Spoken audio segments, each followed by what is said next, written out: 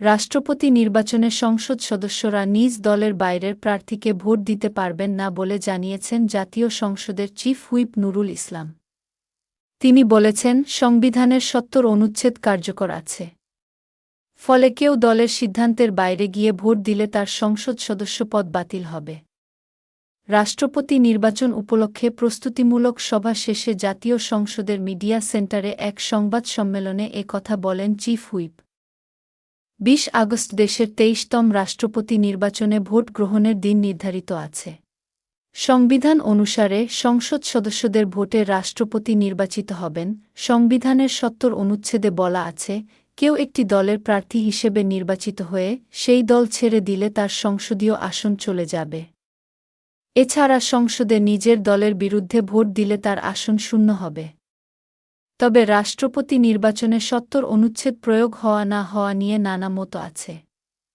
এরই পরিপ্রেক্ষিতে বিষয়টি সামনে আনেন সাংবাদিকেরা। রাষ্ট্রপতি নির্বাচন সম্পর্কে চিফ হুইপ নুরুল ইসলাম আরও বলেন, ২০ আগস্ট সংসদকক্ষে বেলা ২টা থেকে বিকেল ৫টা পর্যন্ত রাষ্ট্রপতি নির্বাচনে ভোট গ্রহণ করা হবে। সংসদ সদস্যরা তাদের বিভক্তিসংখ্যা অনুযায়ী ভোট দেবেন। রাষ্ট্রপতি, সংসদ নেতা, বিরোধীদলীয় নেতা এবং ভারপ্রাপ্ত স্পিকার যখন ভোট দেবেন, তখন সেটি টেলিভিশনে সরাসরি সম্প্রচার করা হবে।